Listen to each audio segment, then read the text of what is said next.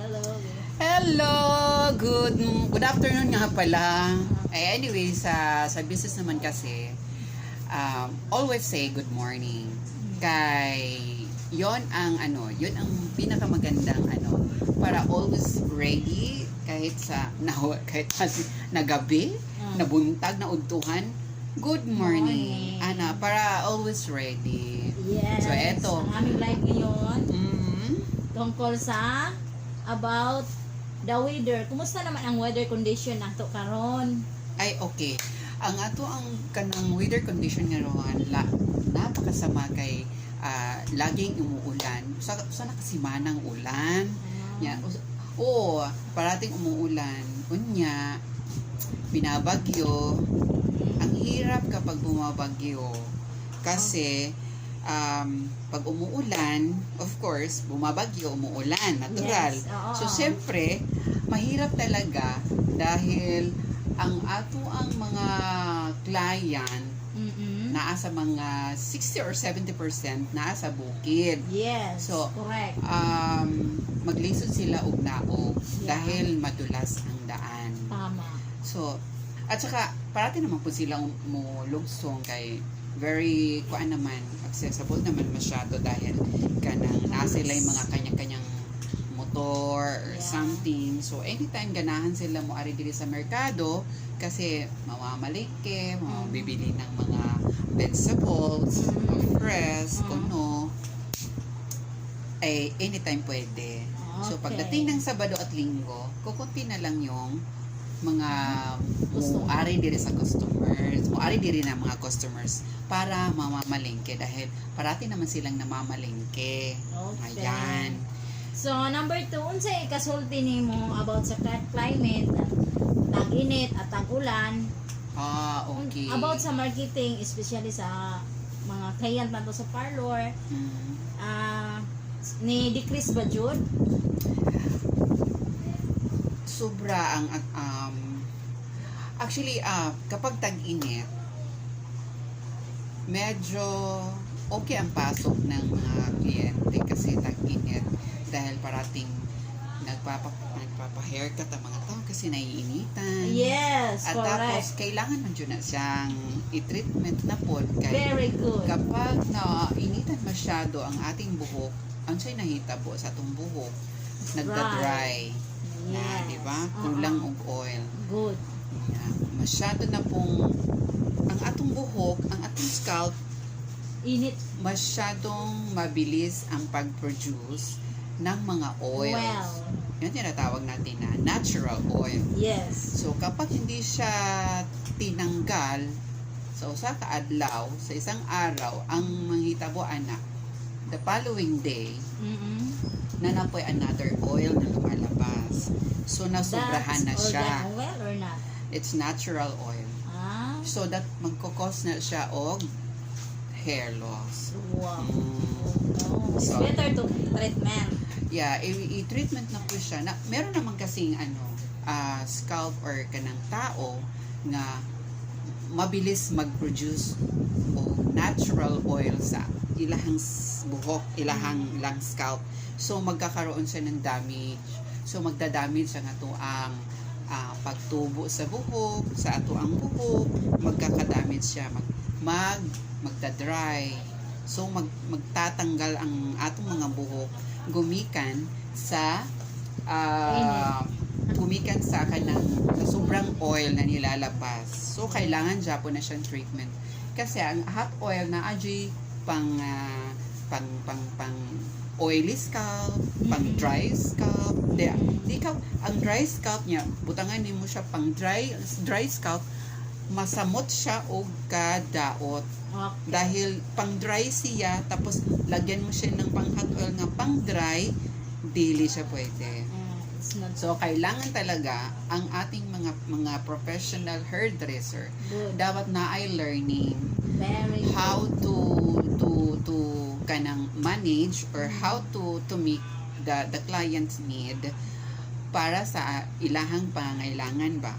Kung unsa ang iyahang dapat na gagawin sa iyang buhok, okay? Kasi di ka pwede magpataka o apply dahil kailangan mo ng treatment sa imong buhok because nag-dry imong buhok, pero kailangan mo talaga siyang i-diagnose. Yeah. Kung siya ba ay pwede sa imong treatment nga dala, Mhm. kasi mas lalong maging masama kung ang iyahang buhok oily, Mhm. tapos oily scalp siya, Mm. tapos dalhan mo siya ng pang-oily ay dinasamot. Oh, it's not So that is coincide. wrong. So Yes. kailangan lahat ng mga hairdresser sa parlor dapat na-adjud sila training. Yeah. Proper training. Kasi Mhm. kung wala, mas lalong mapapasama ang atong kliyente. Very good. 100% correct. Correct answer. So number 3. Oh, pa ka na humandira? So, natay trending karon. Ano yun? So may trending karon sa mga nagbagsakan ng presyo nga wala barabay sila BIR, wala sila business permit. Yun sa may kasulti. Okay. May papayo ko lang sa kanila, no? Ang mga ginagawa nila, panglalamang yan sa kapwa hairdresser. Yes, good. Pang-aapak yan sa may salon ng may salon. Very good. At ang nahitabuan na, siya ay, actually, mali talaga yung ginagawa ng mga ganyan. Dapat care. Kuan, dapat mo level ka, dapat being hairdresser, dapat alam mo kung saan mo ilalagay ang sarili mo. Yes. Being hairdresser. Yeah. Kasi dapat wala kang inaapakan na tao. Walang gulo, Patas. walang nagagalit sa iyo. Yeah.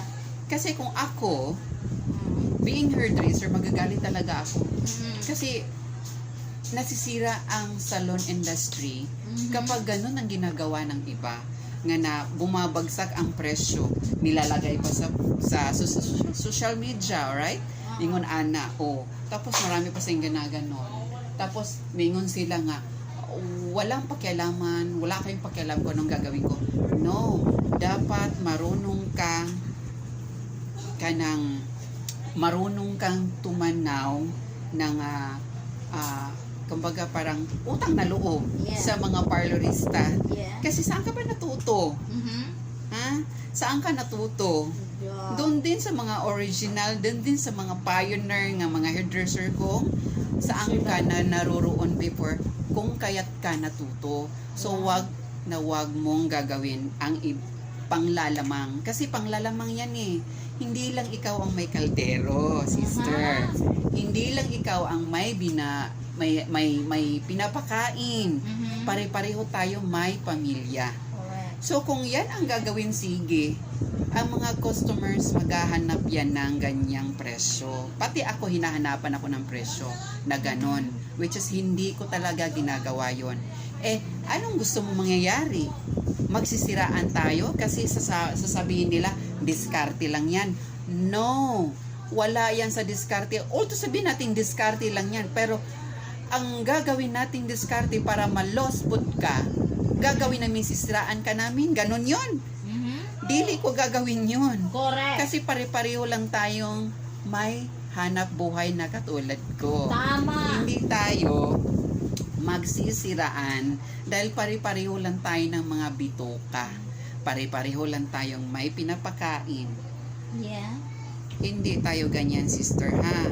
Nga manglamang ta sa kapwa. Mhm. Kawawa ang mga parlor. Correct. Kawawa ang may mga taong may pinapakain. Yeah. No? Dili naman pwedeng mo level mi sa presyo mo. Ano ka? Siniswerte? Mhm. Ang hirap kaya magplantsa. Ang hirap kaya mamili ng gamit, magpundar, magkaroon ng mayor's permit, magkaroon ng BIR requirements. Tama. Ang hirap. Mahal kaya ang BIR? What if hihingi namin sa iyo? Kaya mo? Mhm. Kaya para walang gulo, sister, lumagay ka kung saan ka dapat lumagay. Huwag kang manglalamang. Yes. Kasi actually mga parlor dito sa mga kasamahan dito sa sa Argao, no? Nagrereklamo na, lahat sila nagrereklamo na. Kasi halos na zero na sila. Actually, uban zero na. No? Tapos ikaw, nagpipila-pila ang riban-riban ni mo din na because perte kang pagkabaratuha. Yes. Asan ka makakuha, ana? Kayo Kahit ang saang lugar ka pupunta at gagawin yan sa'yo, gagawin mo yan, kahit ikaw, magagalit ka talaga. Oh, Hindi kita papayagan. Correct. Sorry, my dear. yes. Gagawa kami ng paraan para mahatagan kag leksyon. Okay, very good. Yan. Ooh. Kasi kahit ako,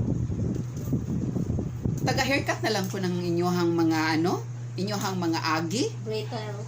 Sa totoo lang ha, taga-haircut na lang ako. Wow. Dili pwedeng ganun. Correct. Taga-haircut na lang ako. So ayan ha, maraming salamat. Yun lang ang masasabi ko. Hindi ka namin papayagan. Sorry. Yun lang. Bye-bye.